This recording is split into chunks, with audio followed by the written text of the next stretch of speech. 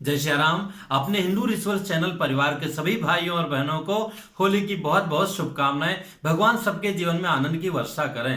हालांकि इस वर्ष हम लोग नहीं मना रहे क्योंकि हमारे पूज्यपाद गुरुदेव दीक्षा गुरुदेव अयोध्या पीठाधीश्वर जगत गुरु रामानुजाचार्य श्री स्वामी पुरुषोत्तमाचार्य जी महाराज जी का स्वर्गारोहण हो चुका है और मुंबई में यहाँ हमारी धर्म माता उषा किरण मिश्रा जी का भी स्वर्गारोहण हो चुका है। तो इसलिए हृदय बड़ा व्यथित है, लेकिन आप लोगों का जीवन आनंद में हो ऐसी भगवान से प्रार्थना है। और इस बार ज्योतिषीय गणना के अनुसार भी 7 वर्षों के बाद एक अच्छा संयोग बना है कि सूर्य जो है मीन राशि में है और मीन राशि जो है गुरु की राशि होती है, जो सबके लिए सुखद और कल्याणप्रद होती है। सभी जीवों के लिए, सभी वर्गों के लिए इस बार होलिकोत्सव का अच्छा लाभ प्राप्त होगा। मिथुन राशि वालों के लिए थोड़ा कम है, फिर भी भगवान कृपा उन्हें भी प्राप्त होगी, तो सभी लोगों को मनाना चाहिए। अब देखा जाए तो होलिकोत्सव जो है 20 मार्च को जो है प्रातः 10:45 पे भद्रा प्रारंभ हो जाती है। भद्रा में बिल्कुल हमें होलिका दहन नहीं करना चाहिए, न उसका पूजन इत्यादि करना चाहिए। जो जाके 20 मार्च को रात्रि में, उसी दिन रात्रि में 8:58 पे भद्रा समाप्ति हो जाती है और उसके बाद से लेकर के रात्रि 12:05 के पहले तक होलिका दहन करना, उसका पूजन करना, दर्शन करना हम सभी के लिए सभी रूपों में कल्याणप्रद होगा। तो इसलिए हमें रात्रि 20 मार्च को रात्रि 8:50 के 58 के बाद से लेकर के 12:05 के मध्य हमें ये सारा आनंद और अपना शुभ कृत्य करना चाहिए। होलिकोत्सव पूजन कैसे करें? सब परिवार हम, अच्छी बात है कि कपड़े वगैरह बदल करके जैसे हम मंदिर में जाते हैं पूजा करने के लिए, ऐसे हमें वहां जाना चाहिए। पूरब की तरफ मुंह करके अथवा पश्चिम की, न मिलने पर उत्तर की तरफ मुंह करके हमें बैठ जाना चाहिए। आचमन इत्यादि हो सके तो केशवाय नमः, नारायणाय नमः, माधवाय नमः इत्यादि आचमन करके, हाथ धो करके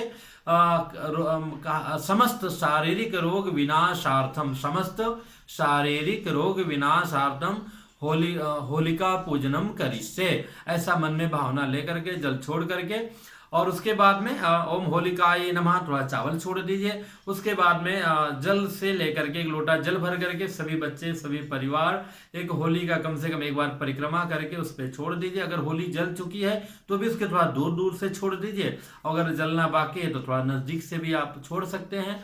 उसके पश्चात में चंदन चढ़ाइए, चावल चढ़ाइए, हल्दी कुमकुम चढ़ाइए, फूल चढ़ाइए। फूल अग्नि में मत छोड़िएगा, उसके बाहर अर्पण कीजिएगा, धूप कीजिए, दीप कीजिए, भोग लगाइए। यहाँ भोग में बतासे, गुड़ इत्यादि जो अपने देशीय परंपरा है उसका भोग लगाया जाता है। और जिन हमारे किसान भाइयों के यहाँ, जो भी भाग्यशाली जिनके यहाँ अनाज स्वयं खेतों से निकल करके आता है, उनके गेहूं की बालियां अथवा जौ की बालियां, इन सबका भी भोग लगाना चाहिए। अग्नि भगवान को प्रदान करना चाहिए, नवान्न का जो है हवन करना चाहिए, मतलब उनको अर्पण करना चाहिए। फिर तांबूल है, सुपारी है, लौंग, इलायची, फल इत्यादि। फल को भले ही छोटा फल अथवा बड़ा फल छील करके अग्नि में अर्पण कर दीजिए। थोड़ा दक्षिणा भी चढ़ा सकते हैं और कम से कम 4 परिक्रमा, 7 प्रदक्षिणा, 11 प्रदक्षिणा, इतना करके फिर हमें जो है वहां का थोड़ा सा भभूति लेकर के फिर अपने माथे में, गले में, दोनों बाजू में, हृदय में लगाना चाहिए।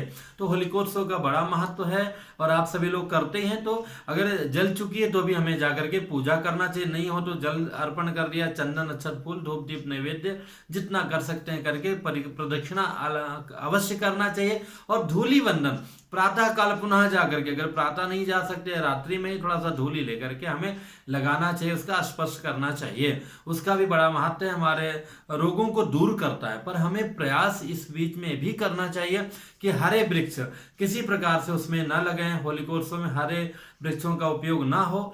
और चूंकि सब कुछ हमारे हाथ में होता नहीं है, तो अब हो चुका है तो उसके लिए लड़ाई झगड़ा करना भी उचित नहीं है। अपने घर से जाएं तो इन पूजन सामग्री के साथ में गोबर, अगर गौ माता का गोबर मिल जाए अथवा जो भी ना गौ माता का सही जो है भैंस का ही से, तो गोबर की उपलियां या चिपलियां, जिसको कंडा भी बोलते हैं, गोईठा भी बोलते हैं, लेकर के जाएं। 5, 7, 9, 11 वो भी जो है अर्पण करना चाहिए। अगर कोई ज्यादा बीमार वगैरह रहता है तो उसको घुमा करके भी छोड़ा जाता है। देशीय परंपरा में, लोक परंपरा में हमारी माताएं बहनें जो छोटे बच्चे होते थे अथवा बड़े भी होते थे, उनको 1 दिन पहले, 2 दिन पहले जो है सरसों को पीस करके उसका लेपन करके उसका जो शेष है उसको ले जा करके उसमें करते थे। तो वो भी एक टोटका है, देशी टोटका माना जाता था कि सारा रोग जो है हमारे बच्चे का, तो हमारे पति का, तो हमारे भाई का, उसमें विनाश हो गया। तो इस तरह से देशी परंपरा जैसा हो वैसा मनाइए। अब कथा की बात आती है तो इससे बड़ा उदाहरण और क्या मिलेगा। जैसे आप सभी जानते हैं होलिकाष्टक प्रारंभ होता है, तो ये होलिकाष्टक क्या है, कष्टप्रद था।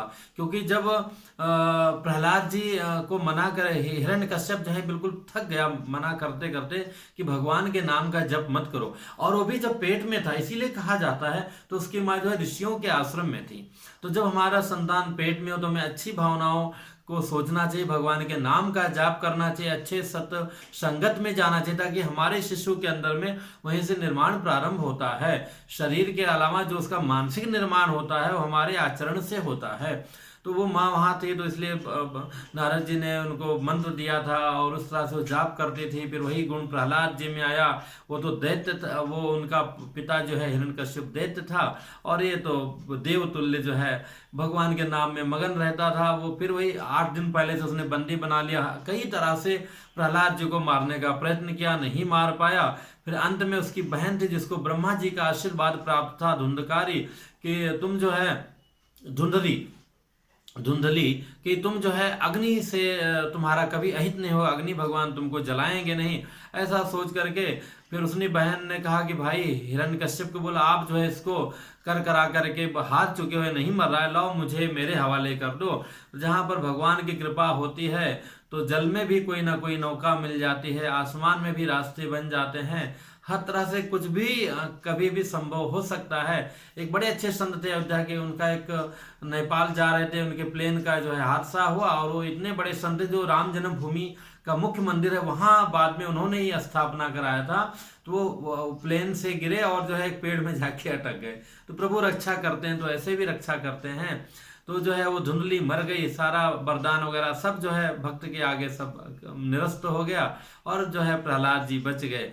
तो इस तरह से जो है परम कल्याणकारी है। यहाँ हमें भक्ति की प्रेरणा मिलती है कि हमें अपने भक्ति से, अपने इष्ट भक्ति से, जिस भगवान के प्रति हमारी निष्ठा है, भक्ति है, उनकी सेवा करनी ही चाहिए। पर उसके पहले जो प्रत्यक्ष हमारे माता पिता गुरु हैं, उनको कष्ट हो, उनको कष्ट ना हो, इस चीज़ का हमें प्रयत्न करना चाहिए। वो भले कई बार अवस्था के कारण उनकी बुद्धि कुछ हो गई हो तो उस पर ध्यान न दे करके उनकी हमें सेवा करनी चाहिए। वो अगर दुखी होंगे तो हमारे भगवान कभी सुखी नहीं होंगे। हम गृहस्थ जीवन में हैं तो हमारा प्रथम कर्तव्य है, अगर हम संन्यास जीवन में वैसे आ गए तो गुरु के प्रति करना चाहिए। और जब परम संन्यास की बात आ जाती है, जब हमारे शरीर का किसी का पता नहीं, तब जाकर के वो अलग वृत्ति बनती है। पर हम लोग गृहस्थ आश्रम में घर में हैं, पहले माता पिता, हमारे गुरु, हमारे बच्चे भी, हमारी संतानें, उनका ध्यान देते हुए फिर हमें दूसरों का, सबका सेवा करना चाहिए।